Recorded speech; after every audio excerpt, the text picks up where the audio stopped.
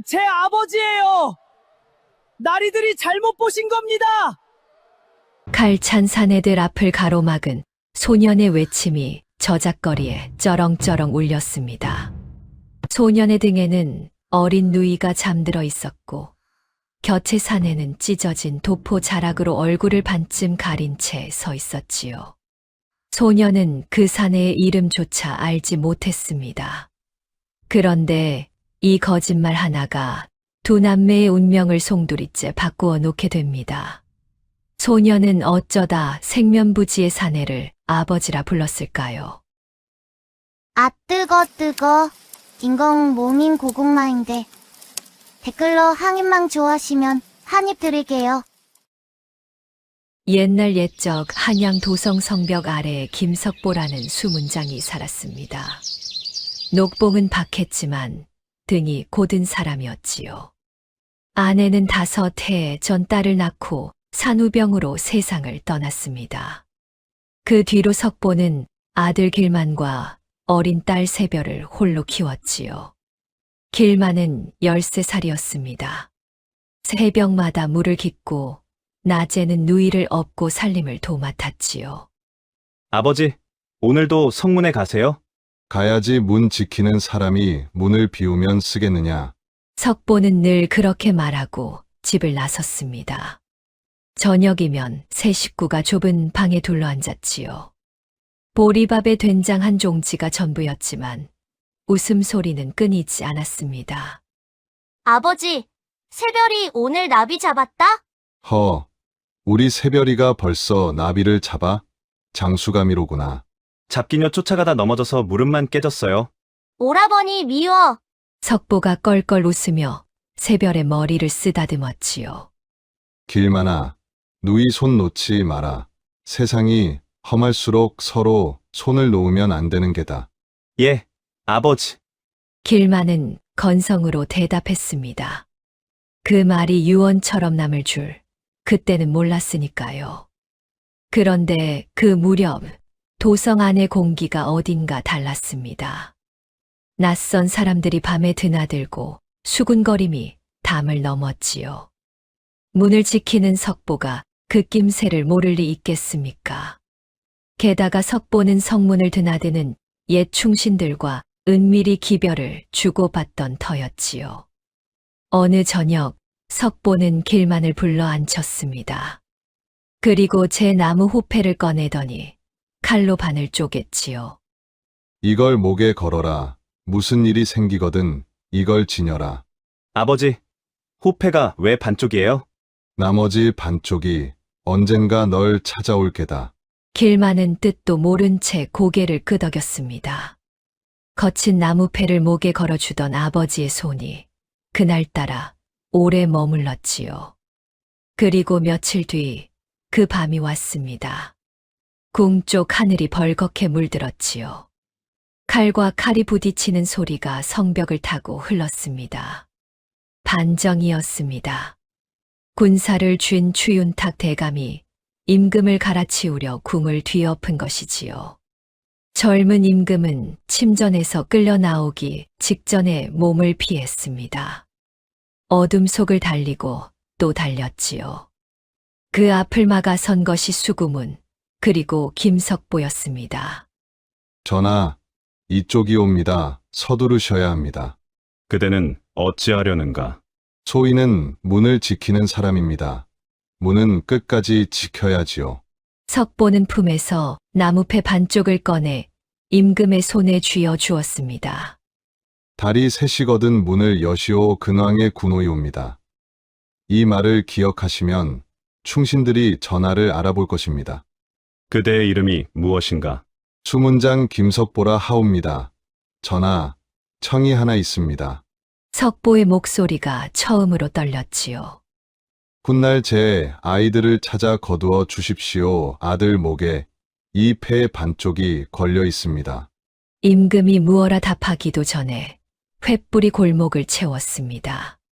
저기다, 수구문이다. 석보가 임금의 등을 떠밀었습니다. 문은 이미 지키는 눈이 많아 곁담 쪽이었지요. 임금은 담을 넘다가 저도 모르게 뒤를 돌아보았습니다. 검은 융복의 사내가 성큼 다가서는 것이 보였지요. 추윤탁이었습니다. 내 놈이 감히 어가를 빼돌려? 임금은 백성의 것이지 대감의 것이 아니오. 칼빛이 한 번 번쩍였습니다. 석보의 몸이 천천히 무너져 내렸지요. 담 위의 임금은 이를 악물었습니다. 소리를 지르면 그 죽음이 헛것이 되니까요. 임금은 어둠 속으로 몸을 던졌습니다. 그 눈에 박힌 마지막 장면은 문 앞에 쓰러진 수문장의 등이었지요. 같은 밤 성벽 아래 초가에도 발소리가 들이닥쳤습니다. 길만은 잠결에 벌떡 일어났지요. 담 너머로 횃불이 어른거렸습니다. 김석보의 집이 여기냐? 역적의 시다 찾는 대로 없애라. 서늘한 목소리였습니다. 얼음장 밑을 흐르는 물처럼 낮고 차가운 목소리였지요. 이어서 문짝이 우당탕 부서졌습니다. 여기다 샅샅이 뒤져라. 쇳소리가 섞인 걸걸한 목소리가 말끝을 기분 나쁘게 길게 끌었지요. 길만은 자던 새별을 끌어안고 뒷벽에 붙었습니다. 오라버니, 무서워. 쉿소리 내면 안 돼. 길만은 누이의 입을 손으로 막고 뒷담 개구멍으로 기었습니다. 가시덤부리살을 긁어도 아픈 줄 몰랐지요. 얼굴은 하나도 보지 못했습니다. 그러나 그 두 목소리만은 귓속에 낙인처럼 박혔지요.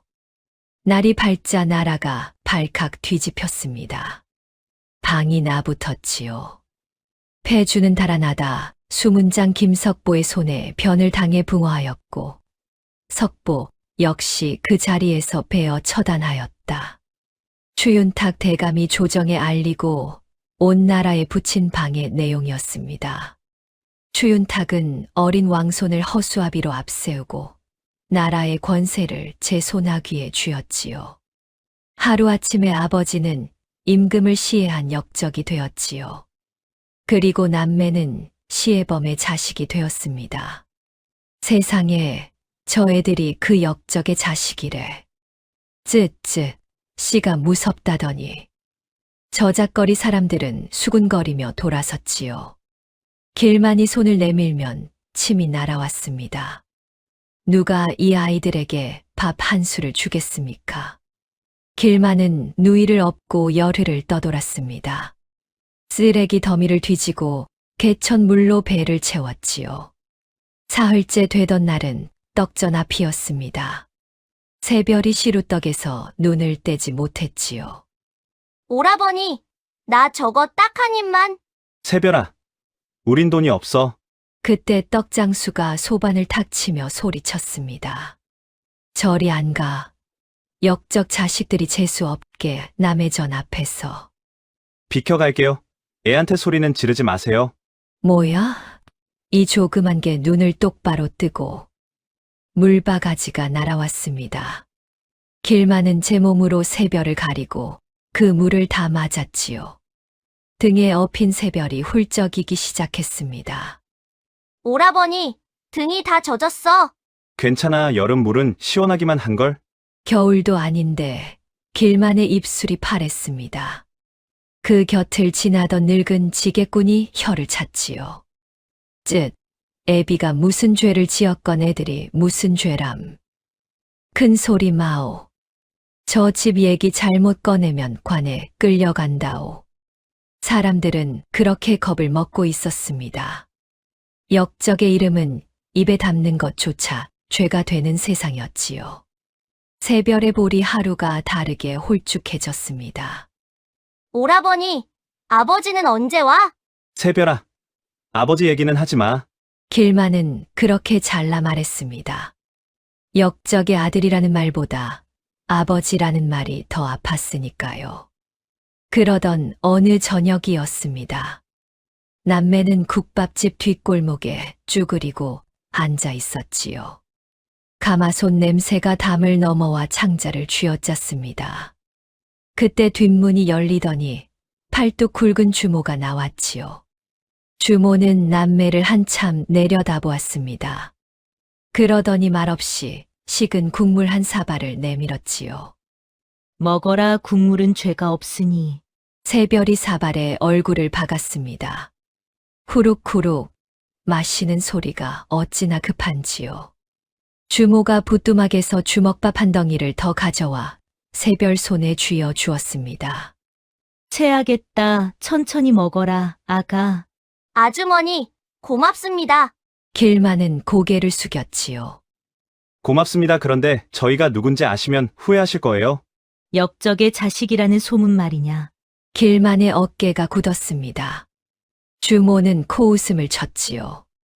얘야, 핏줄이 아비를 만드는 게 아니다. 목숨으로 지켜주는 이가 아비인 법이지. 무슨 말씀인지 모르겠어요. 아버지는 우릴 버린 역적인걸요. 길만은 사발을 내려놓고 일어섰습니다. 주모는 그 뒷모습을 오래 바라보았지요. 무언가 말하려다 끝내 입을 다물었습니다. 그날 밤 길만은 다리 밑에서 잠든 누이 곁에 누웠습니다. 낮에는 아버지에게 침을 뱉는 아이처럼 굴었지요. 그런데 이게 웬일입니까? 잠든 길만의 주먹 안에는 반쪽짜리 나무 호패가 꼭 쥐어 있었습니다. 뜻도 모르고 놓지도 못하는 아버지의 반쪽이었지요. 그리고 그 시각 도성 어딘가에 어둠 속에도 잠들지 못하는 사내가 하나 있었습니다. 품속의 나무패 반쪽을 매만지며 사내는 밤새 한 이름을 되뇌었지요. 수문장 김석보. 반쪽은 반쪽을 부르는 법이지요. 두 반쪽이 서로를 찾아가는 이야기는 이제부터 시작입니다. 다리 및 생활도 어느덧 열흘째였습니다. 길만에게는 남들이 모르는 재주가 하나 있었지요. 글은 배우지 못했지만 귀 하나는 짐승처럼 밝았습니다. 한 번 들은 목소리는 잊는 법이 없었지요. 오라버니, 저기 누가 온다. 들어봐 지게가 삐걱. 왼발이 끌리지? 물장 수박 서방이야. 우와, 안 보고 어떻게 알아? 발소리는 얼굴보다 정직하거든. 잠시 뒤 정말로 물장수가 다리 위를 지나갔습니다. 새별은 손뼉을 치며 좋아했지요. 남매에게는 그것이 유일한 놀이였습니다. 배고픔을 잊는 놀이였지요. 그러나 세상은 놀이처럼 흘러가지 않았습니다. 그날 아침 저작거리 어귀에 새 방이 나붙었지요. 사람들이 겹겹이 모여 웅성거렸습니다. 길만도 그 틈에 끼었지요. 하지만 까막눈에게 방은 그저 검은 그림이었습니다. 거기 훈장 어른 뭐라고 적혔소. 어험. 역적 김석보의 잔당을 고하는 자에게 상금을 내린다. 숨겨주는 자는 같은 죄로 다스린다. 글이 적혔소이다. 아이고 무서워라. 그 역적한테 자식이 있다던데. 사내의 하나의 계집의 하나라지. 아마 찾으면 상금이 얼마래. 길만은 슬그머니 뒷걸음질을 쳤습니다.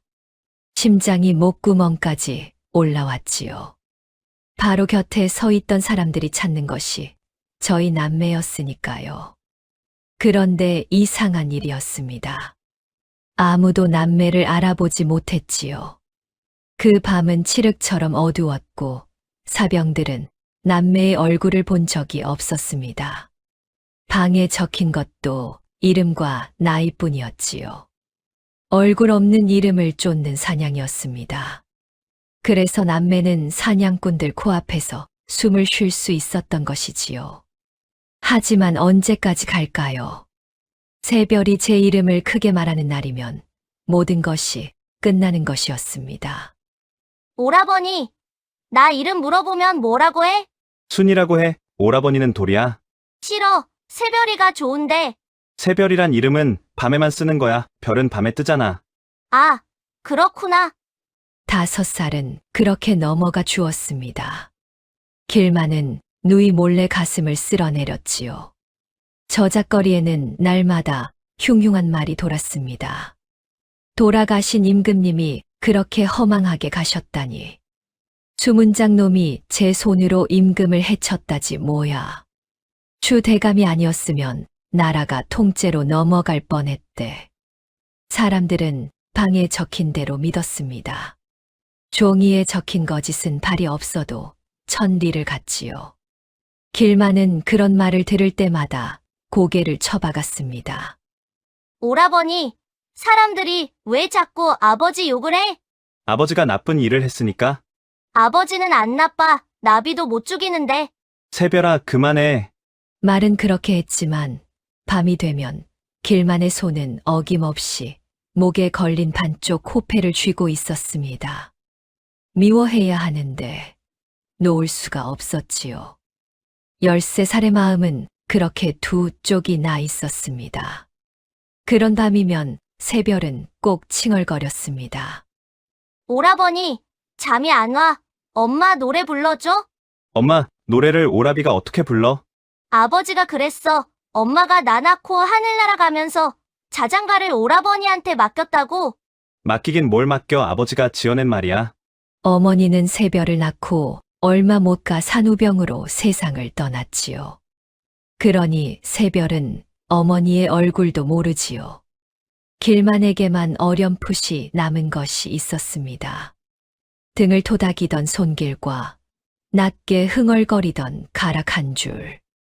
자장자장, 우리 아가 앞산의 새도 자고 뒷산의 별도 잔다. 히. 별도 잔데 새별이도 자야지. 새별은 오라비의 무릎을 베고 금세 잠들었습니다. 길만은 잠든 누이의 머리칼을 쓸어주었지요. 아버지도 없고 어머니도 없는 밤. 13살의 무릎이 5살의 베개가 되는 밤이었습니다. 걱정 마. 새별아, 오라비가 있잖아. 오라비는 절대 내 손 안 놔. 세상이 험할수록 서로 손을 놓으면 안 된다던 아버지의 말. 길만은 그 말 하나만은 미워하면서도 지키고 있었지요. 그날은 유난히 볕이 뜨거운 낮이었습니다.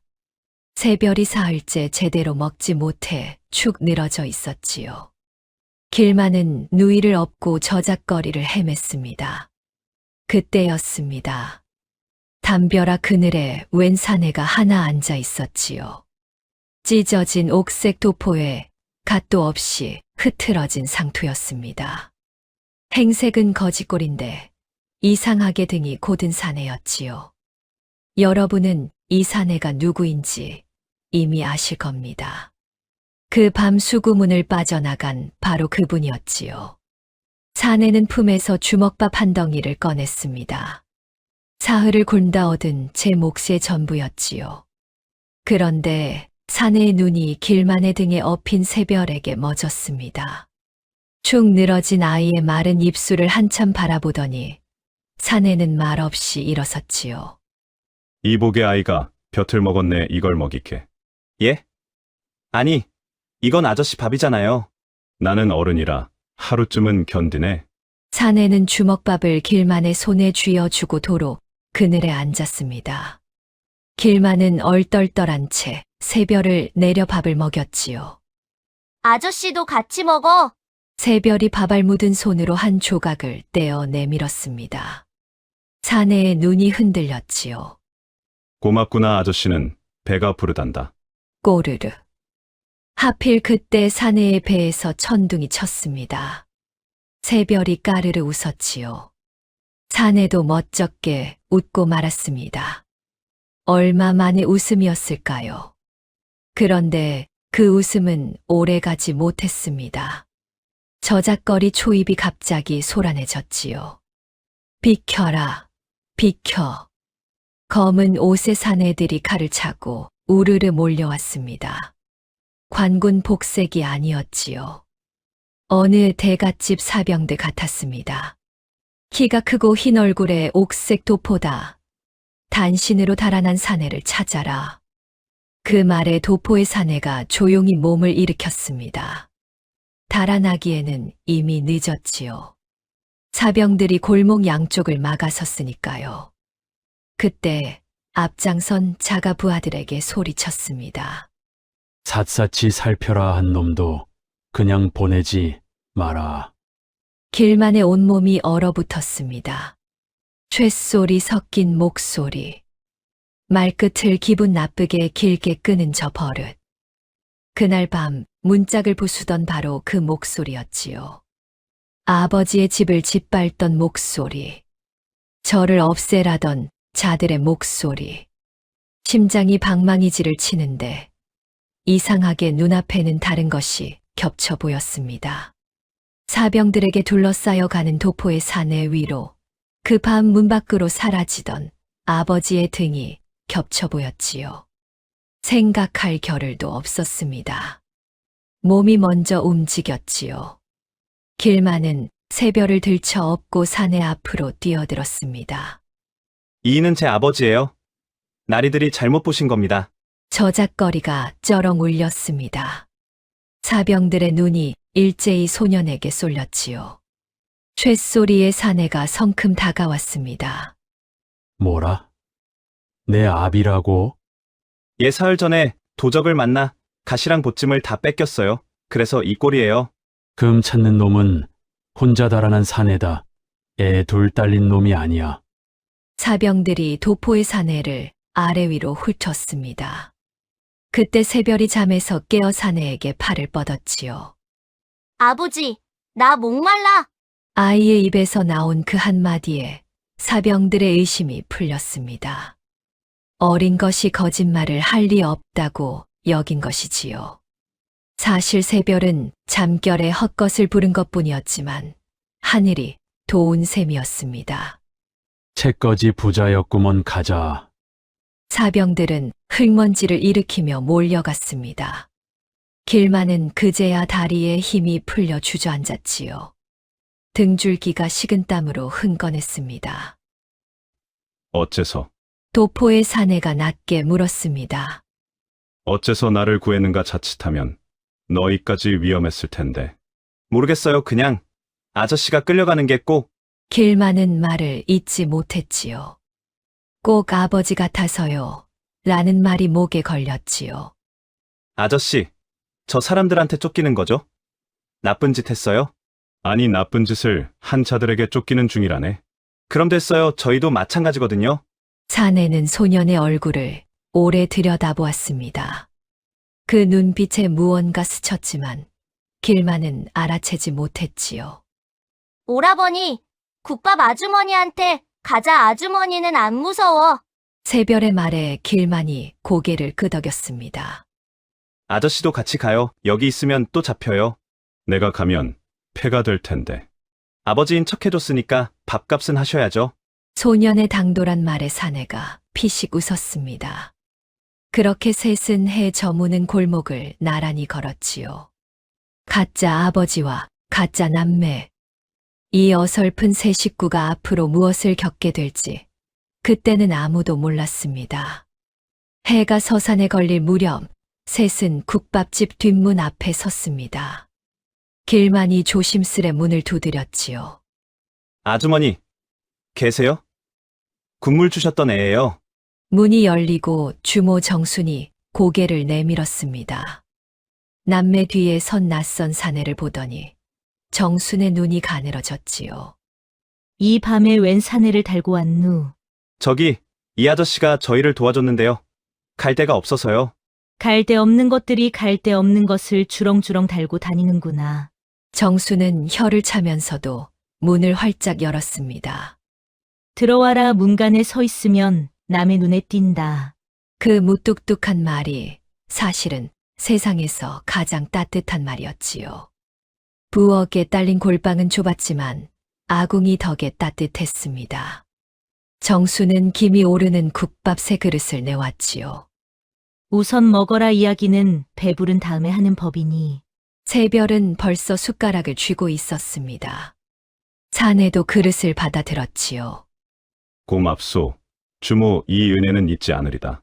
은혜는 무슨 팔다 남은 국밥이오. 사내가 첫 술을 떴습니다. 그런데 첫 술을 뜬 사내의 숟가락이 잠시 허공에 멈췄지요. 사내는 국물을 물끄러미 내려다보았습니다. 무언가 아득한 것을 삼키는 눈이었지요. 맛이 아주 깊소. 어디서 먹어본 듯한 맛이오. 국밥 맛이 다 거기서 거기지요. 정수는 등을 돌려 아궁이를 뒤적였습니다. 그런데 부직갱이를 쥔 그 손이 가늘게 떨리고 있었지요. 사실 정수는 뒷문에서 사내를 본 순간부터 알고 있었습니다. 20년 전 궁수라간에서 밥을 짓던 나인 시절. 어린 새작게 올릴 죽을 쓰던 그 시절의 얼굴이 사내에게 고스란히 남아 있었으니까요. 하지만 정수는 입을 다물었습니다. 말하는 순간 저분은 떠나실 것이고 떠나면 죽을 것이니까요. 아는 것을 모르는 척하는 것. 그것이 옛 궁인이 할 수 있는 마지막 시봉이었습니다. 정순이 궁을 나온 것은 20해 전이었지요. 병든 어미를 돌보려 제 발로 나인 자리를 내놓았습니다. 어미를 보내고 나니 갈 곳이 없어 그 손맛 하나로 국밥집을 차렸지요. 수라간에서 배운 육수 내리는 법은 20년이 지나도 손이 기억하고 있었습니다. 그 국물 맛을 알아본 손님은 여태 아무도 없었지요. 그런데 오늘 딱 한 사람이 첫 술에 숟가락을 멈춘 것입니다. 어릴 적 그 죽을 잡수시던 바로 그분이 말이지요. 세상에 이런 인연이 또 있겠습니까? 정수는 아궁이 불빛에 눈시울이 뜨거워지는 것을 연기 탓이라 둘러댔습니다. 밥그릇이 비자 정순이 물었습니다. 그래, 셋이 무슨 사연이냐? 아저씨가 나쁜 놈들한테 쫓기고 있었어요. 그래서 제가 아버지라고 둘러댔어요. 저런 간도 크지. 아주머니, 며칠만 재워주세요. 물도 깊고 장작도 패게요. 설거지도 잘해요. 길만이 넙죽 엎드렸습니다. 정수는 팔짱을 끼고 셋을 번갈아 보았지요. 쫓기는 사내 하나, 쫓기는 남매 둘. 받아주면 저까지 위험해지는 짐들이었습니다. 조건이 있다. 뭐든지요. 낮에는 절대 큰 길에 나가지 마라. 손님 있을 때는 골방에서 숨도 크게 쉬지 말고. 그리고 정순이 사내를 똑바로 보았습니다. 댁은 이 애들 아비 노릇을 계속하시오. 애 둘 딸린 국밥집 일꾼이면 아무도 의심 안 하니. 사내의 눈이 커졌지요. 내가 이 아이들의 아비 노릇을 말이오? 싫으면 지금 나가시든가. 사내는 한참 말이 없었습니다. 그 눈이 길만의 목에 걸린 것에 가 닿았지요. 때에 전 노끈에 매달린 반쪽짜리 나무 호패. 사내의 눈이 그 나무패에 한참 머물렀습니다. 숨이 멎은 듯 아주 한참을요. 품속에서 무언가가 천근처럼 무거워졌지만 사내는 아무 말도 하지 않았지요. 이윽고 사내가 고개를 들었습니다. 하겠소. 당분간 이 아이들의 아비 노릇을 하겠네. 그 목소리가 어딘가 젖어 있는 것을 어른들만 알아챘지요. 근데 아저씨, 이름이 뭐예요? 아버지 이름은 알아야죠. 이름 말인가? 사내는 잠시 뜸을 들이더니 대답했습니다. 도원이라 한의 성은 도시고. 도원. 길만이 두어 번 입에 굴려보았지요. 좋아요. 그럼 남들 앞에서만 아버지라고 부를게요. 진짜 아버지가 아니니까. 그래, 그거면 되네. 나는 그냥 아버지라고 부를래? 새별이 도원의 소매를 잡아당겼습니다. 순이는 밤에만 새별이고 아저씨는 남들 앞에서만 아버지야? 너무 어려워. 어른 셋이 그만 웃음을 터뜨렸지요. 아가, 너는 그냥 편한 대로 부르려무나. 응, 아버지. 새별이 도원의 무릎에 폴싹 안겼습니다.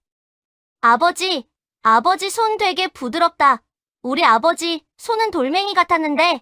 그러냐, 아버지는 이제부터 돌멩이 손이 되도록 일해보마. 치, 그게 뭐야? 골방에 웃음이 번졌지요. 도원의 두 팔이 허공에서 잠시 갈 곳을 잃었지요. 이윽고 그 팔이 조심스레 아이의 등을 감쌌습니다.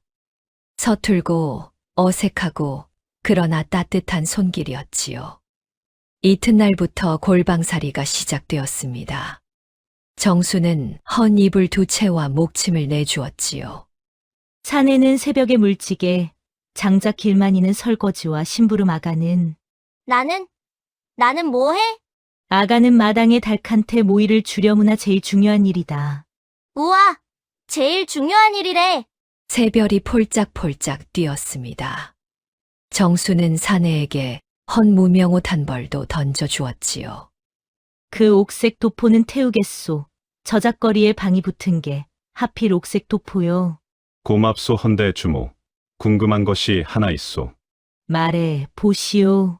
어째서 우리를 받아주는 것이오? 화가 미칠 수도 있는데. 정수는 행주로 소반을 훔치며 심드렁하게 답했습니다. 국밥집이 뭐 하는데요? 대골은 사람 배 채워주는 대지 나는 내 장사를 할 뿐이오. 밥값도 못 내는 손님인데 말이오. 밥값이야 몸으로 갚으면 되고. 정수는 그 말만 하고 부엌으로 들어가 버렸지요.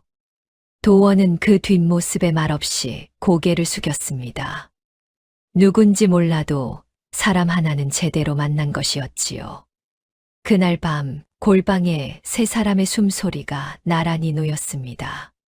새별은 도원의 팔을 베고 잠들었지요. 길만은 벽 쪽으로 돌아 누워 자는 척을 했습니다. 그런데 등 뒤에서 나지막한 소리가 들려왔지요. 도원이 잠든 새별의 머리칼을 쓸어주며 중얼거리는 소리였습니다. 미안하다. 길만은 눈을 떴습니다. 뭐가 미안하다는 것일까요? 밥을 얻어먹어서 재워줘서 13살의 머리로는 도무지 알 수 없는 말이었지요. 길만은 그 말을 가슴 한구석에 담아두었습니다. 그리고 저도 모르게 목에 걸린 호패를 쥐고 눈을 감았지요. 한편 그 시각 도성 한복판의 큰 기와집에서는 등불이 밤새 꺼지지 않았습니다. 추윤탁 대감의 사랑채였지요. 아직도 못 찾았단 말이냐? 송구합니다. 대감 성문이란 성문은 다 막았는데 그림자도 없습니다. 쇳소리에 사내가 머리를 조아렸습니다. 보름이 다 되어간다. 시체라도 나왔어야지. 추윤탁은 손톱으로 서한을 긁었습니다. 온 나라에는 폐주가 죽었다고 방을 붙여 알렸지요. 그런데 그 죽은 임금이 어딘가에 살아 숨 쉬고 있는 것입니다. 살아있는 임금이 나타나는 순간 그 방은 거짓이 되고 제 목이 달아나는 것이었지요. 술을 늘려라 거지든 중이든 20에서 30 사이 사내는 전부 얼굴을 확인해.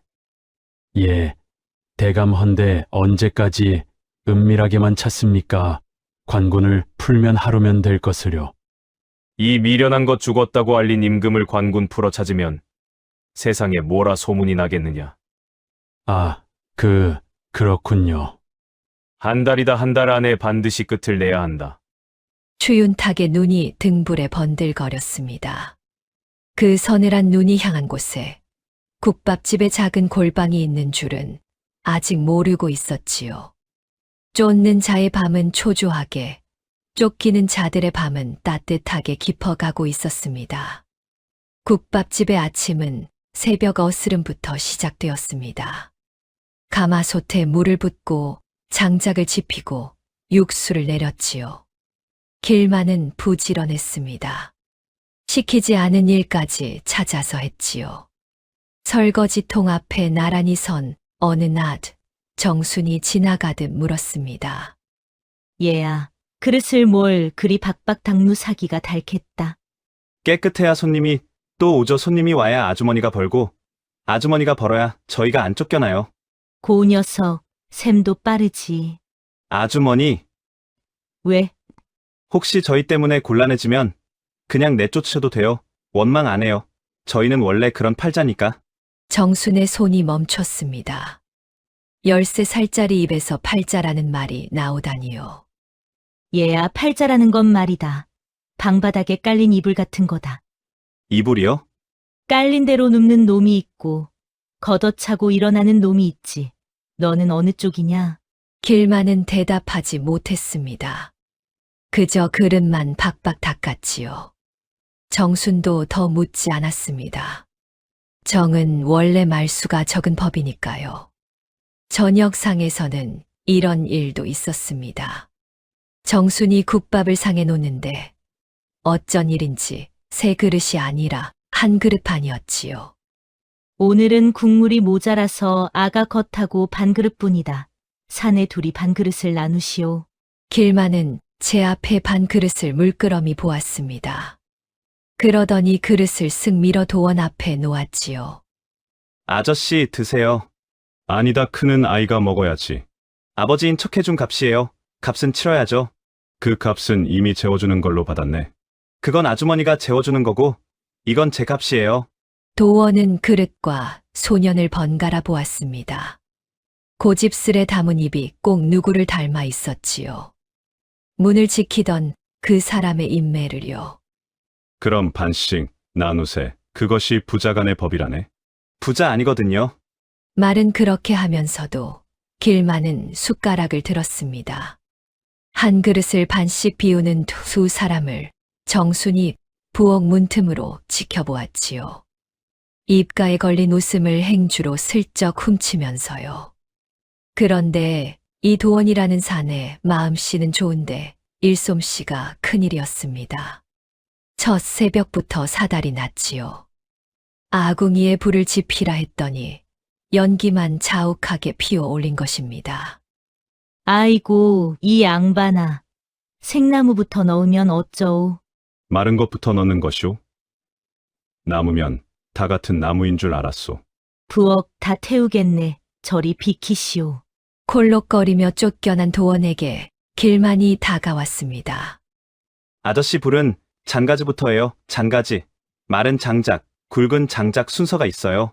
불에도 순서가 있구나. 세상일에 다 순서가 있죠. 아저씨는 그걸 어떻게 하나도 몰라요. 글쎄다, 나는 순서를 늘 남이 맞춰주는 데서 살았나 보구나. 부잣집 도련님이었어요. 비슷한 데였지. 도원은 쓴웃음을 지었습니다. 물지개를 치면 반은 길에 쏟았지요. 아저씨, 물지개는 어깨로 지는 게 아니라 허리로 받치는 거예요. 허리로? 이렇게 말인가? 아니, 그건 춤이고요. 장작을 패면 도끼가 엉뚱한 데로 날아갔습니다. 으아, 아저씨, 발 조심. 괜찮네. 도끼가 좀 미끄러웠을 뿐이야. 도끼 탓하지 마세요. 세상에 어떤 어른이 장작을 못 패요? 세상은 넓다네. 별별 어른이 다 있는 법이지. 제가 보여드릴게요. 잘 보세요. 다리를 벌리고 도끼 무게로 내리치는 거예요. 쩍. 13살 소년의 도끼질에 장작이 시원하게 갈라졌습니다. 보셨죠? 오, 훌륭하구나. 스승님이라 불러야겠어. 놀리지 마세요. 놀리는 게 아니라네. 나는 정말 배우는 중이야. 도원은 소매를 걷고 다시 도끼를 들었습니다. 쩍, 빗나가고, 쩍, 또 빗나가고. 새별은 마루에 앉아 배를 잡고 웃었지요. 아버지 바보다. 오라버니가 더 잘해. 허, 새별이 너까지. 그래도 도원은 포기하지 않았습니다. 해질녘이 되어서야 처음으로 장작 하나를 반듯하게 갈랐지요. 됐다.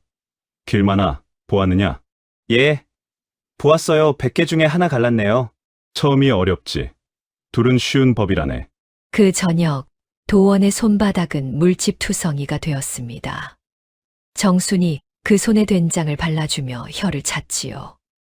곱게만 산 손이구려. 부끄럽소. 밥값을 못하고 있으니. 밥값이 어디 장작만이겠소. 애들이 요새 우습디다. 그게 밥값이지. 도원은 마당을 내다보았습니다. 길만이 새별에게 장작 싸는 법을 가르쳐주고 있었지요. 쫓기던 아이들의 웃음소리가 마당에 굴러다녔습니다. 이 작은 마당이 도원에게는 잃어버린 궁궐보다 넓어 보였지요. 며칠 뒤에는 국밥집에 작은 소동이 하나 있었지요. 낮 손님이 한창일 때 비단옷의 양반 하나가 들어왔지요. 자리에 앉기도 전에 목청부터 높였습니다. 여봐라 주모, 이 집 국밥이 그리 유명하다지. 어디 맛 좀 보자꾸나. 그런데 국밥을 한술 뜨더니 대뜸상을 탁 쳤지요. 퇴, 이게 국밥이냐 구정물이냐 못 먹겠으니 밥값은 못 준다.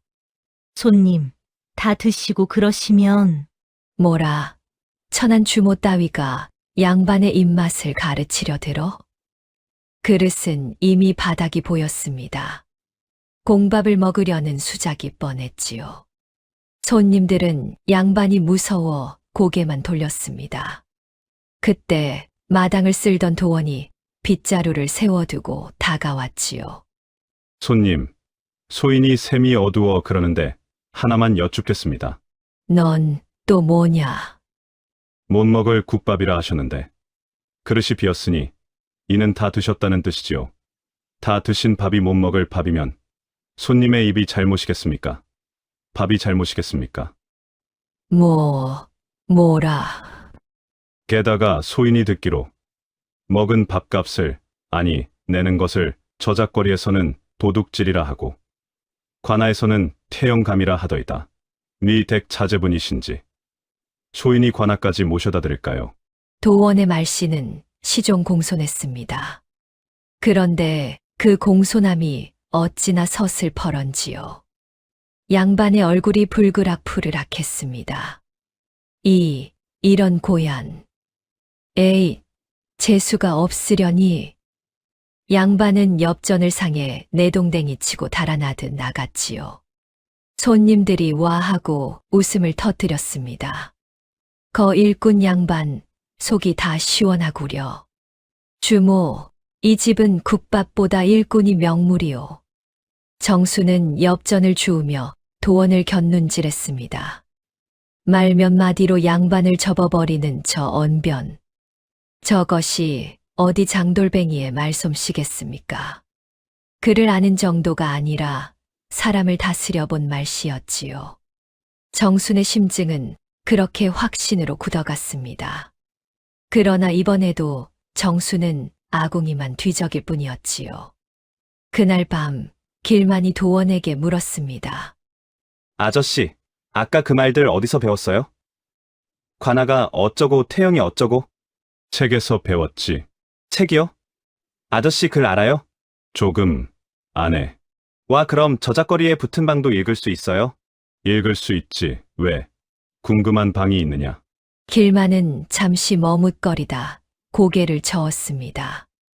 아니에요. 어차피 뻔한 얘기일 텐데요, 뭐. 제 아버지를 욕하는 글자를 굳이 귀로 듣고 싶지 않았던 것이지요. 도원은 그 마음을 읽었는지 더 묻지 않았습니다. 대신 이렇게 말했지요. 길만아 글이란 신기한 것이라서 거짓을 적으면 언젠가 그 글이 거짓말쟁이를 문다네. 글이 사람을 물어요? 물지, 아주 깊게 물지. 길만은 무슨 말인지 몰라 고개만 갸웃했습니다. 길만아, 글을 배워보겠느냐? 제가요? 역적, 아니, 저 같은 게 글은 배워서 뭐해요? 저 같은 게라니. 글에는 주인이 따로 없다. 먼저 배우는 자가 주인이지. 그날부터 밤마다 골방에 글 공부가 벌어졌습니다. 호롱불 밑에서 도원이 재를 담은 목판에 글자를 썼지요. 이것이 하늘천이다. 따라 써보아라. 하늘천 이렇게요? 오, 첫 획이 아주 곧구나. 글씨는 마음을 닮는 법인데 내 마음이 곧은가 보다. 칭찬해도 국밥 안 나눠줘요? 이 각박한 녀석. 새별은 옆에서 잿가루 목판에 낙서를 하다 잠들기 일쑤였지요. 길만은 배움이 빨랐습니다. 한 번 들은 것은 잊지 않는 귀가 그래서도 힘을 쓴 것이지요. 열흘 만에 제 이름 석자를 쓰게 된 날, 길만은 목판을 한참 내려다보았습니다. 아저씨 나중에 아버지 이름도 가르쳐 주세요. 아버지가 밉다더니. 미워도 이름은 알아야죠. 지우려고 해도 뭘 알아야 지우죠. 도원은 그 말에 잠시 눈을 감았다 떴습니다. 그래, 반드시 가르쳐 주마. 내가 그 이름을 지우지 않게 될 날에. 그게 무슨 말이에요? 크면 알게 된단다. 어른들은 맨날 그 소리야. 이 말의 뜻을 알게 되는 날이 생각보다 빨리 다가오고 있었지요. 국밥집에 깃든 지도 어느덧 20알이 넘었습니다. 그날은 정순이 심부름을 시켰지요.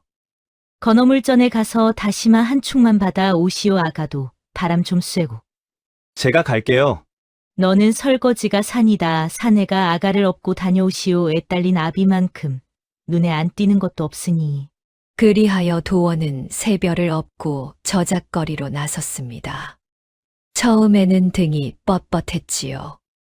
아이 하나 없는 것이 나라 다스리는 일보다 어려운 듯 했습니다. 아버지, 더 꽉 잡아 떨어지겠어. 이렇게 말이냐? 응. 이제 달려봐.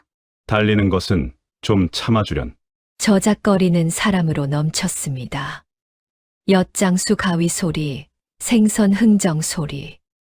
새별은 등 위에서 쉴 새 없이 제잘거렸지요. 아버지, 저건 뭐야? 곶감이란다. 저건?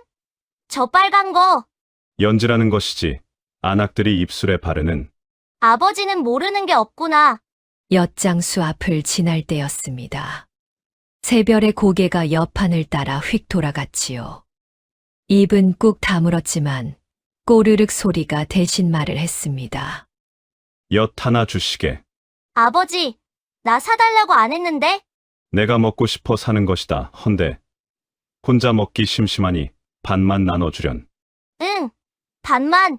아니다. 반이 반만 줄게. 새별은 엿을 두 손으로 쥐고 아주 조금씩 아껴 먹었습니다. 오라버니 것도 남겨야지. 오라버니는 맨날 나만 주니까. 그 말에 도원은 엿 2개를 더 샀지요. 가진 엽전을 탈탈 털어서요. 임금의 곶간을 쥐었던 손이 엿 3개의 빈털터리가 된 것입니다. 그런데 이상하지요. 그 빈 주머니가 하나도 아깝지 않았습니다. 지나던 안악들이 그 모습에 웃음을 지었습니다. 애가 아비를 어찌나 따르는지 보기 좋수. 딸을 어찌나 위하는지 원. 보기 드문 아비일세. 도원은 어색하게 웃어 보였지요. 아버지, 그 말이 등에 업힌 아이의 무게만큼이나 묵직하게 가슴을 눌렀습니다. 건어물전 앞에서였지요. 새별이 갑자기 도원의 목을 꼭 끌어안았습니다. 아버지, 왜 그러느냐? 그냥 불러보고 싶어서 아버지. 아버지. 아버지. 셋이나 부르면 대답을 3번 해야 하지 않느냐? 새별이는 아버지가 생겨서 좋아? 도원의 걸음이 우뚝 멈췄습니다. 목울대가 크게 한 번 움직였지요. 그러더니 도원은 슬며시 고개를 돌렸습니다. 등에 아이가 보지 못하게 하늘을 올려다보는 척하면서요. 소매가 슬쩍 눈가를 스치고 지나갔습니다. 아버지, 울어? 아니다. 볕이 눈에 들어갔구나. 그날의 볕은 유난히 맑고 따가웠지요. 밤이 되면 도원에게는 남모르는 일과가 하나 있었습니다. 식구들이 잠들면 골방 구석에 앉아 무언가를 만지작거렸지요. 지푸라기였습니다. 낮에 보아둔 것이 있었던 것이지요. 길만의 집시는 밑창이 다 닳아 발가락이 나왔고 새별의 것은 아예 짝이 맞지 않았습니다. 도원은 낮에 늙은 집신장수 곁을 어슬렁거리며 눈동냥으로 삼는 법을 익혔지요. 그런데 눈으로 배운 것과 손으로 하는 것은 하늘과 땅 차이였습니다. 날을 세우면 풀어지고 조이면 끊어졌지요. 굳은 살 없는 손가락에 지푸라기가 박혀 피가 맺혔습니다. 그래도 도원은 밤마다 지푸라기를 꼬았지요. 문을 지키던 그 사람은 목숨을 내놓았는데 겨우 집신 2 켤레가 무엇이 아프겠습니까? 그러던 어느 밤이었습니다. 잠든 줄 알았던 길만이 뒤척이며 잠꼬대처럼 중얼거렸지요. 아버지, 왜 그랬어요, 왜? 도원의 손이 멎었습니다. 길만은 잠에서 반쯤 깬 채 벽을 보고 웅얼거렸지요. 사람들이 그래요. 우리 아버지가 임금님을 해쳤다고 아니라고 말하고 싶은데 아니라는 증거가 없어요. 아버지는 우릴 버리고 역적이 됐어요. 미워요, 미운데 왜 자꾸 보고 싶을까요? 어둠 속에서 도원은 주먹을 쥐었습니다. 지푸라기가 손안에서 바스러졌지요. 아니다. 내 아버지는 역적이 아니다. 내 아버지는 이 나라에서 가장 고든 사람이었다. 그 한마디가 목구멍까지 차올랐습니다. 하지만 말할 수 없었지요. 그 말을 하려면 제가 누구인지부터 말해야 하니까요. 제 정체는 곧 칼이 되어 이 집을 벨 것이니까요. 진실을 아는 자가 진실을 말하지 못하는 밤. 도원은 소리 없이 입술만 깨물었습니다. 그리고 동이 틀 때까지 집신을 꼬고 또 꼬았지요. 이튿날 아침 남매의 머리맡에는 집신 두 켤레가 놓여 있었습니다. 날이 삐뚤빼뚤하고 매듭이 어설픈 세상에서 제일 못생긴 집신이었지요. 우와! 새신이다! 오라버니, 새신! 이걸 누가? 길만이 집신을 들고 두리번거렸습니다. 도원은 마당에서 장작을 패는 척 등을 돌리고 있었지요. 정순이 그 집신의 어설픈 매듭을 힐끗 보았습니다. 그리고 장작 패는 사내의 성한데 없는 손을 보았지요.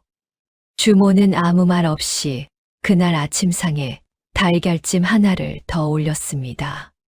그렇게 평온한 날들이 흘러가던 어느 낮이었습니다. 그런데 이게 웬일입니까? 저작거리 쪽에서 낯익은 발소리들이 몰려왔지요. 아저씨, 골방으로. 검은 옷이에요. 길만의 귀가 먼저 알아들은 것입니다.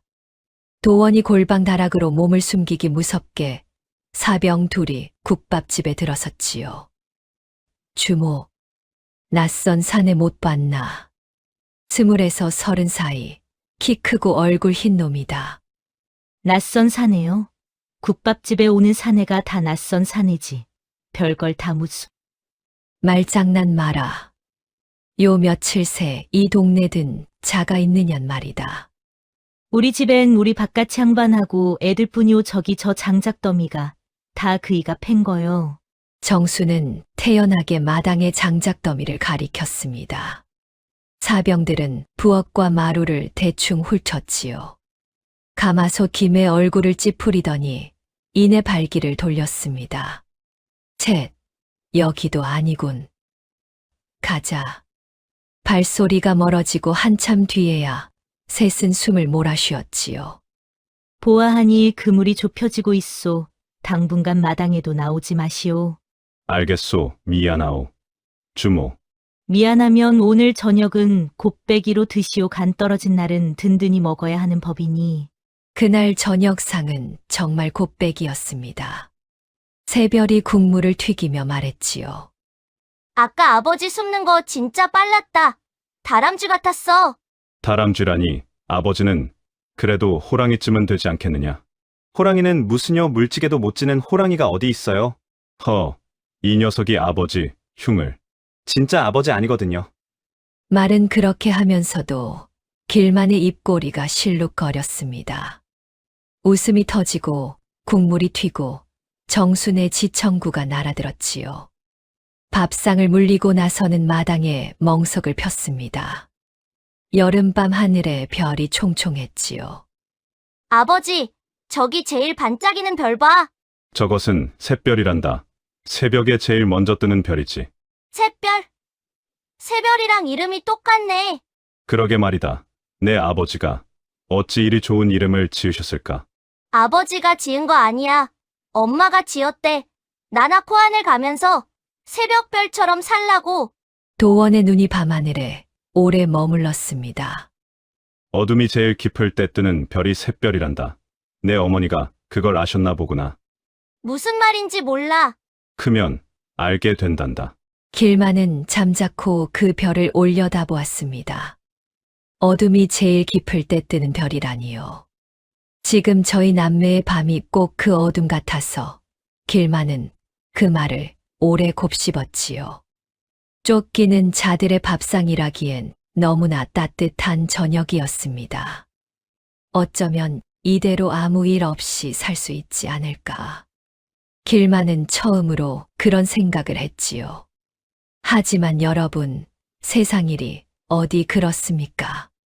그 시각 사병의 우두머리는 추윤탁 앞에 무릎을 꿇고 있었습니다. 대감 도성안을 이잡듯 뒤졌는데 없습니다. 헌데 한 가지 걸리는 게 있습니다. 말해라.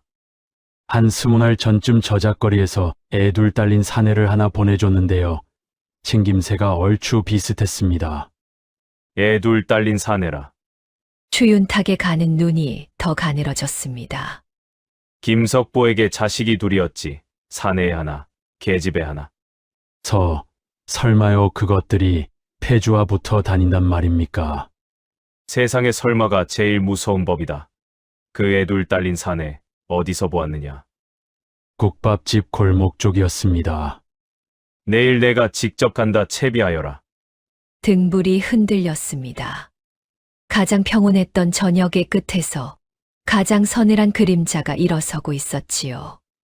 이튿날 점심나절이었습니다.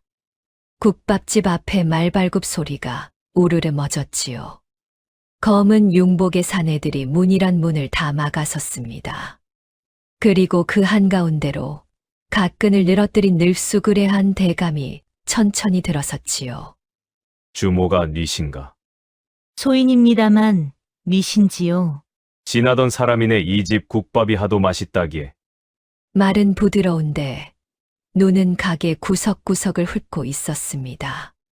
길만은 마침 부엌에서 그릇을 닦던 참이었지요. 그런데 그 목소리가 부엌 문틈으로 흘러든 순간 쨍그랑 길만의 손에서 사발이 미끄러졌습니다. 얼음장 밑을 흐르는 물처럼 낮고 차가운 목소리. 그날 밤 역적의 씨는 찾는 대로 없애라 하던 바로 그 목소리였지요. 숨이 쉬어지지 않았습니다. 손끝이 저리고 무릎이 후들거렸지요. 아이고, 우리 아들놈이 그릇을 또 깨내 손이 미끄러워서 원. 정순이 재빨리 둘러댔습니다. 아들이라 몇이나 두셨나. 둘입니다. 큰 놈하고 어린 계집애 하나. 바깥 양반은 나무하러 산에 갔지요. 그런가 여봐라. 집안을 좀 살펴보아라. 사병들이 신도 벗지 않고 마루로 올라섰습니다. 방문이 벌컥벌컥 열렸지요. 이불이 들춰지고 반다지가 열리고 실ong 위 바구니까지 쏟아졌습니다. 아니, 남의 집 세간을 왜 뒤지고 그러오. 조용히 하게. 나라의 일이니. 사병 하나가 골방 앞에 멈춰 섰습니다. 그리고 천장의 다락문을 올려다보았지요. 저 위는 뭔가 다락이오 묵은 항아리하고 겨울 이불 뿐이지. 열어보지. 사병이 다락문에 손을 뻗었습니다. 길만의 심장이 터질 것 같았지요. 바로 그 순간이었습니다. 아이고, 열려면 조심하시오. 지난번에 쥐 잡는 비상을 놓은 데라. 죽은 쥐가 서너 마리는 굴러다닐 텐데. 비상. 냄새가 아주 고약할 거요. 항아리에 담아둔 새우젓도 삭을 대로 사갔고. 사병의 손이 문고리 앞에서 멈칫했습니다. 그러더니 코를 찡그리며 손을 거뒀지요. 됐다. 쥐 죽은 다락에 사람이 있겠나. 길만은 하마터면 주저앉을 뻔했습니다. 사실 도원은 그 시각 골방 다락에 숨어 있었습니다. 널빤지 틈으로 도원 역시 그 늙은 대감을 내려다보고 있었지요. 추윤탁. 제 용상을 뒤엎고 제 사람을 뺀 자. 도원의 주먹에서 뚝 소리가 났습니다. 추윤탁은 국밥을 한술 뜨는 둥 마는 둥 하더니 자리에서 일어났지요. 그때였습니다. 마당에서 닭모이를 주던 새별이 쪼르르 달려 들어온 것은요. 아주머니, 달기알을 2개나 낳았어. 아버지한테 자랑해야지. 아버지 저기. 말이 채 끝나기도 전이었습니다. 부엌에서 국자가 요란하게 바닥에 떨어졌지요. 쨍강 대구루루. 아이고 정신머리야. 아가, 어서 이리 와서 이 국자 좀 씻어다오. 정순이 목청을 높이며 새별의 말을 덮었지요. 길만은 번개같이 튀어나와 누이의 입을 손으로 막고 안아들었습니다. 하, 얘가 낮잠을 못 자서 헛소리를 해요. 아버지는 산에 가셨는데 말이죠. 추윤탁에 가는 눈이 남매에게 향했습니다. 사내 아이 하나, 계집 아이 하나. 그 눈이 실처럼 가늘어졌지요. 얘야, 이름이 무엇이냐? 도리입니다. 얘는 순이고요. 나이는 13입니다. 13이라.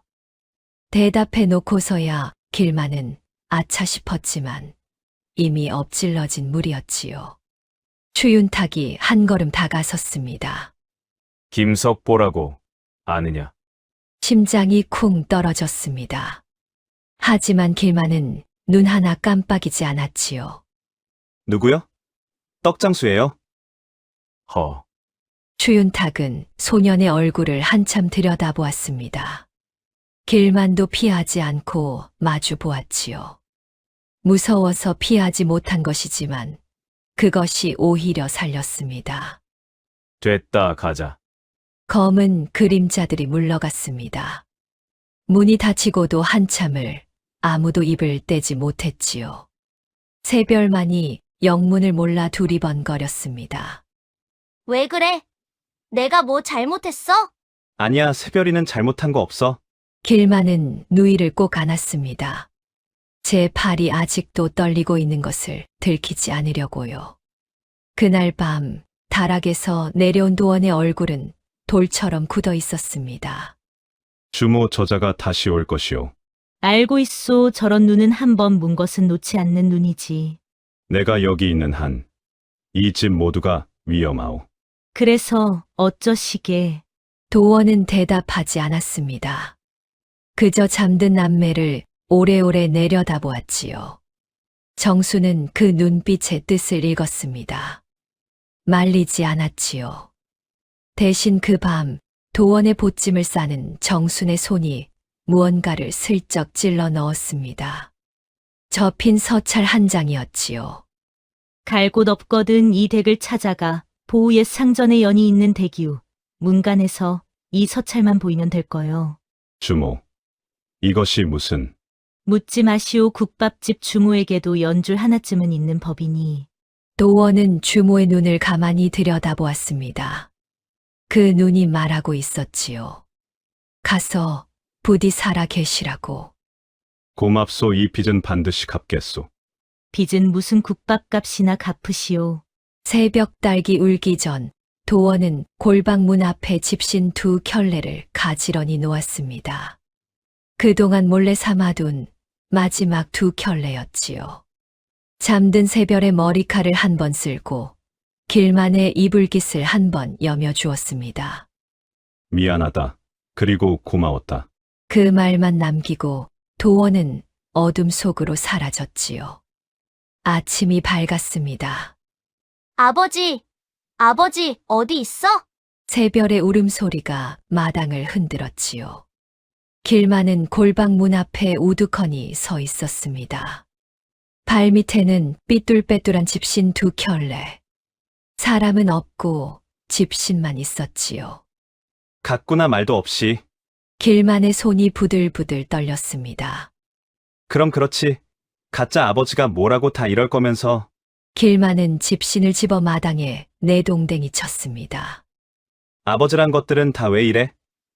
진짜 아버지도 우릴 버리고 가짜 아버지도 우릴 버리고. 오라버니, 왜 그래 아버지, 어디 갔어? 몰라.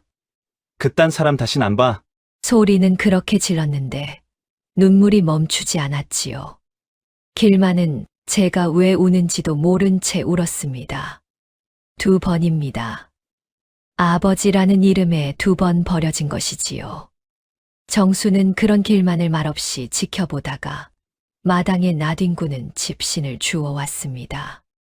그리고 소년 앞에 그것을 내려놓았지요. 얘야, 이 집신 누가 삼았는지 아느냐? 몰라요. 알고 싶지도 않아요. 그 사람이 삼았다. 밤마다 손에 피가 나도록. 길만의 어깨가 멈칫했습니다. 그 고운 손으로 지푸라기를 꼬느라 한 달이 걸렸지. 너희 잠든 머리맡에 두려고 말이다. 버리고 갈 사람이 이런 걸 삼겠느냐. 그럼 왜 갔는데요? 왜 말도 없이? 제가 있으면 너희가 죽으니까 갔지. 정수는 길만의 손에 집신을 쥐어 주었습니다. 내 전에 말했지. 핏줄이 아비를 만드는 게 아니라 목숨으로 지켜주는 이가 아비인 법이라고.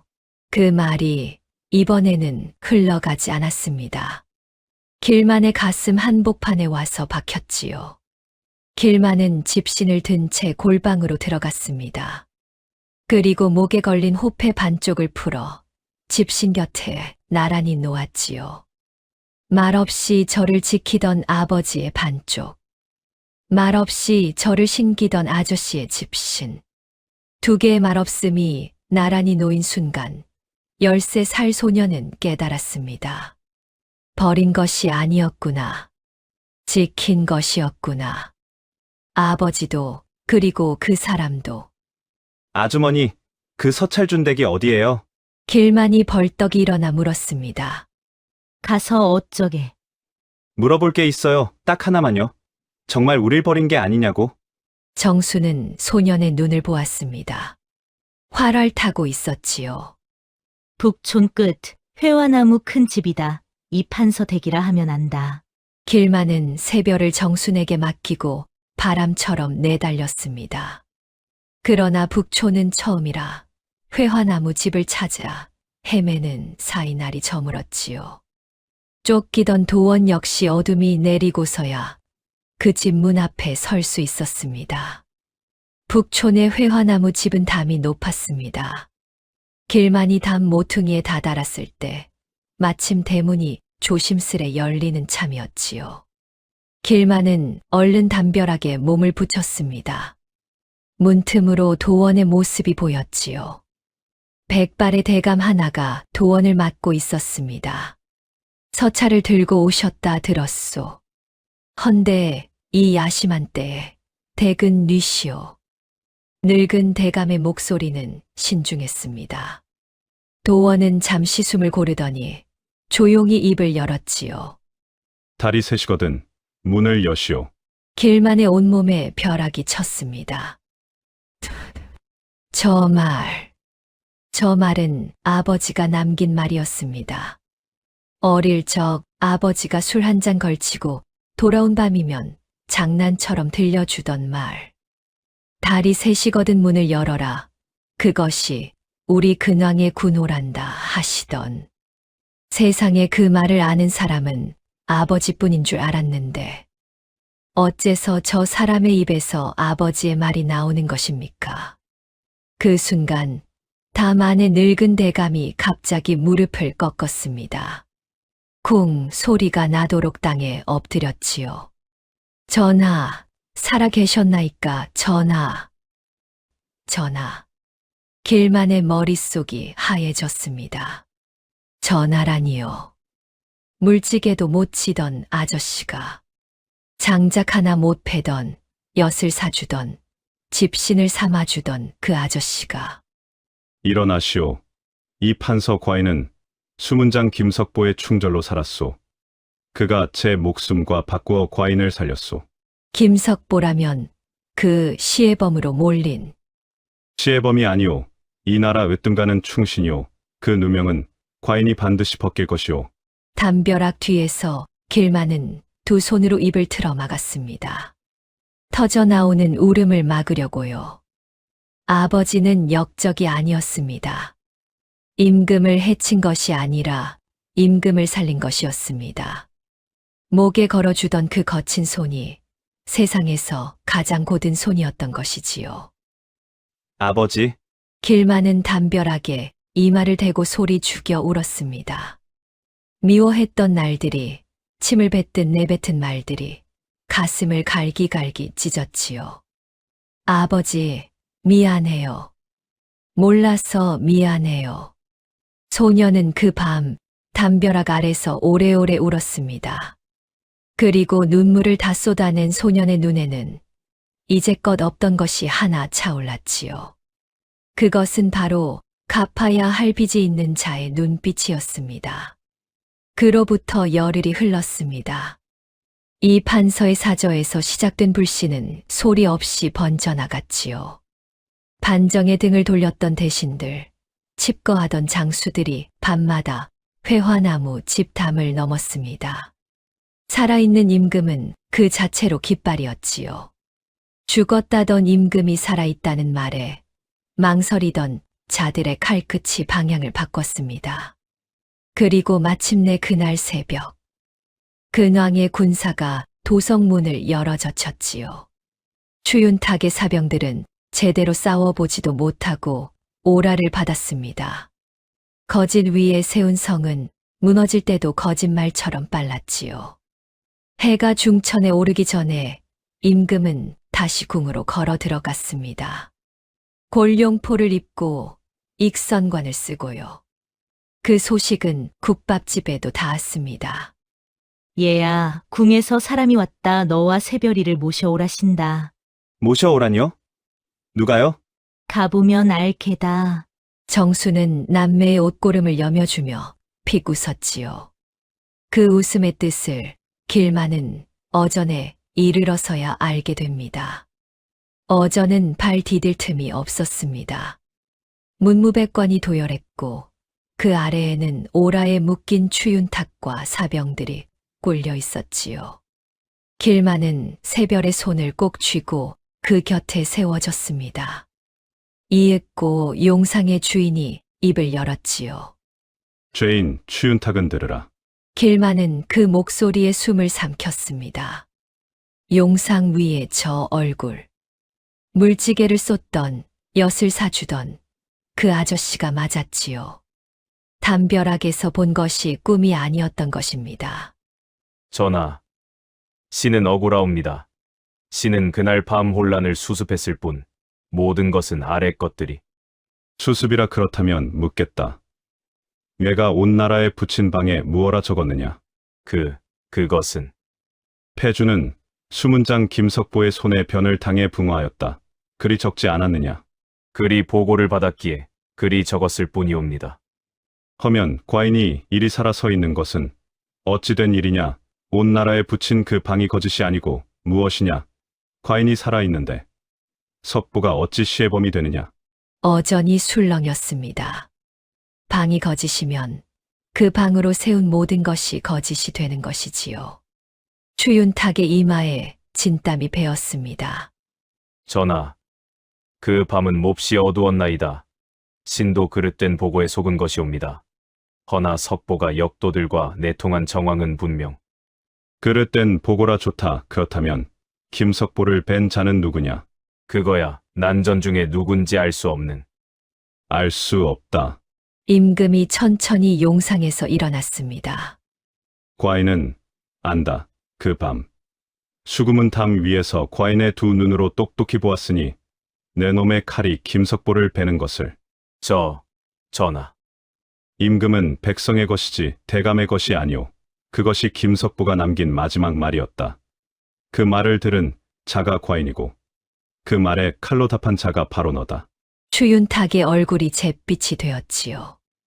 그래도 그 입은 굽히지 않았지요. 전하께서 잘못 보신 것이옵니다. 그 밤의 어둠 속에서 어찌 얼굴을 분간하시겠나이까? 신에게는 증인도 증거도 없지 않사옵니까? 그때였습니다. 증인이라면 여기 있다. 임금의 눈짓에 길만이 앞으로 나섰습니다. 13살 소녀는 다리가 떨렸지만 두 발로 꼿꼿이 섰지요. 이 아이는 김석보의 아들이다. 아이야. 그 밤에 너의 집에 온 자들을 기억하느냐?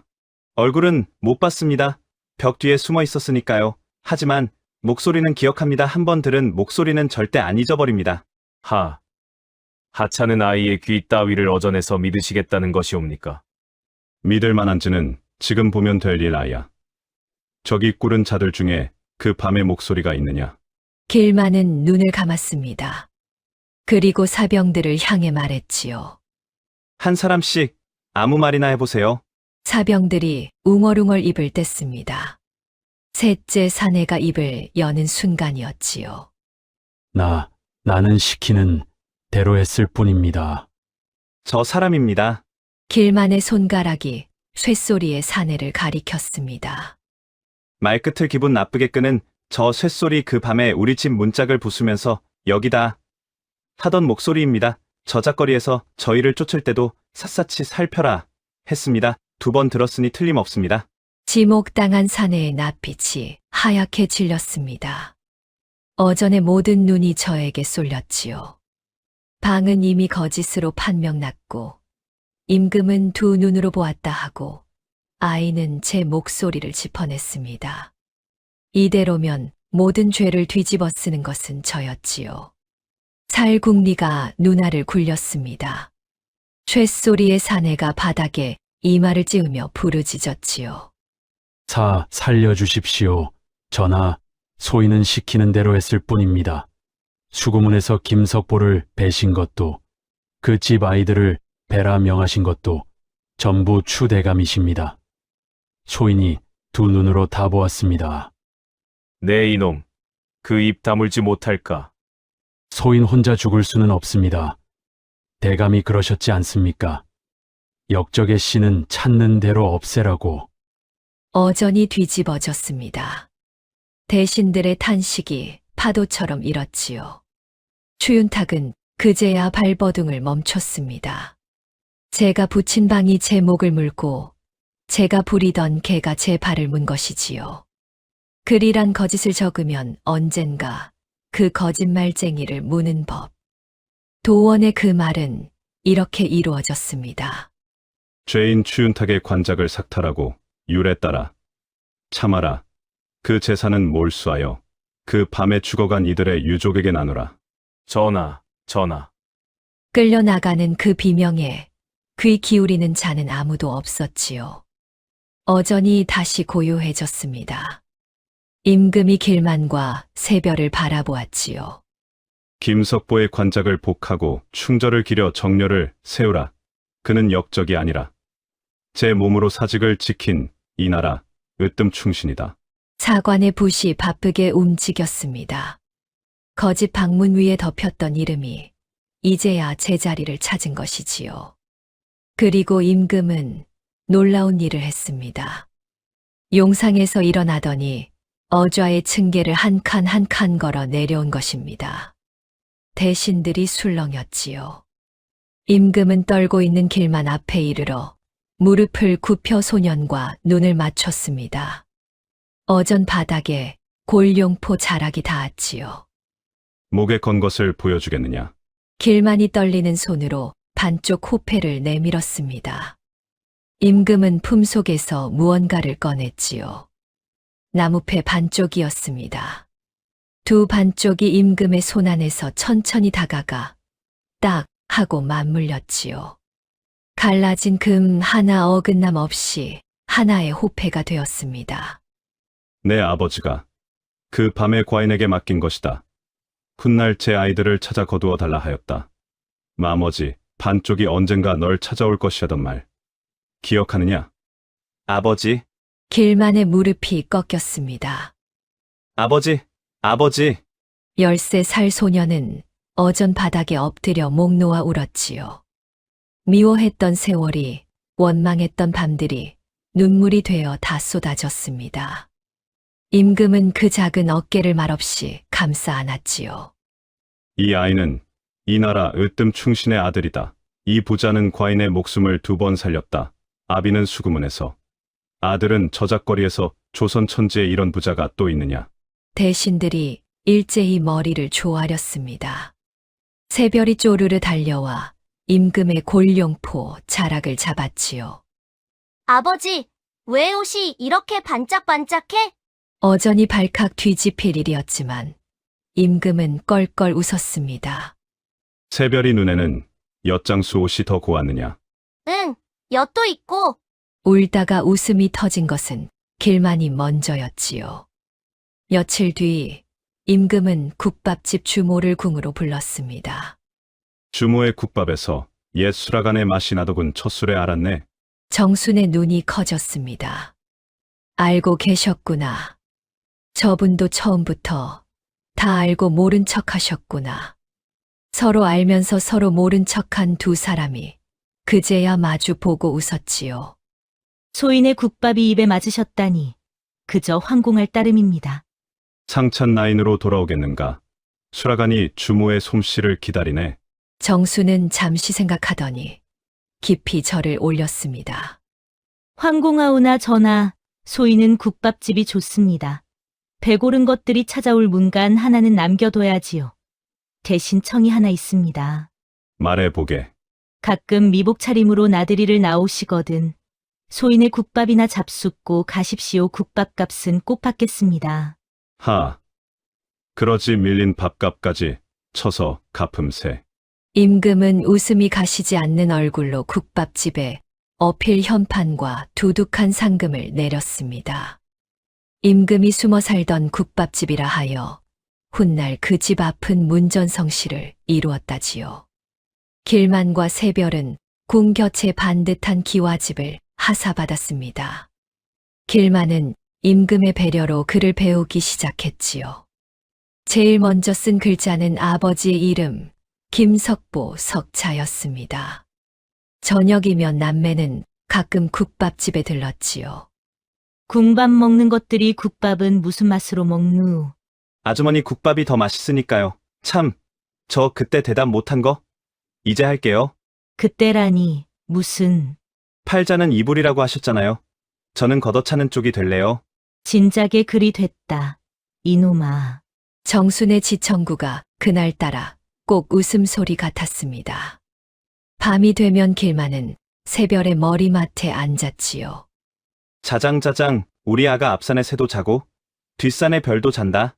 어머니가 남긴 자장가는 이제 기와집 처마 밑에서 울렸습니다.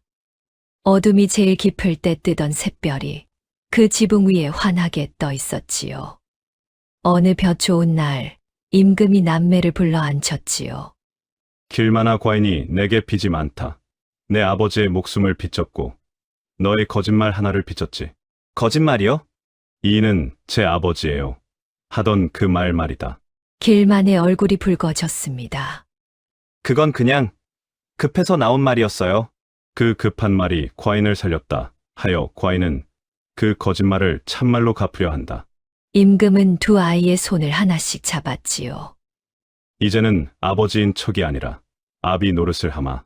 그 옛날 저작거리에서 소녀는 남을 살리려 거짓 아버지를 외쳤습니다. 그리고 오늘 어전에서 임금은 아이들을 향해 참 아비를 약속했지요. 거짓으로 시작해 참으로 끝난 부자의 연이었습니다.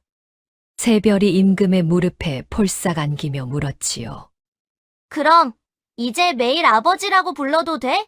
되고 말고 밤에만 새별이라던 이름도 이제 낮에 실컷 부르려무나. 햇살이 마루에 가득 쏟아졌습니다. 쫓기던 세 사람이 나란히 앉아 웃던 그 국밥집 골방처럼 따뜻한 볕이었지요. 핏줄이 아비를 만드는 것이 아닙니다. 목숨으로 지켜주는 이가 아비인 법이지요. 수문장 김석보는 목숨으로 임금을 지켰고 임금은 남은 평생으로 그 아이들을 지켰습니다. 지켜주는 마음이 있는 곳에 가족은 그렇게 다시 태어나는 것이지요. 오늘의 이야기는 여기까지예요. 안녕. 맞다. 구독, 좋아요, 댓글 말해야 하는데.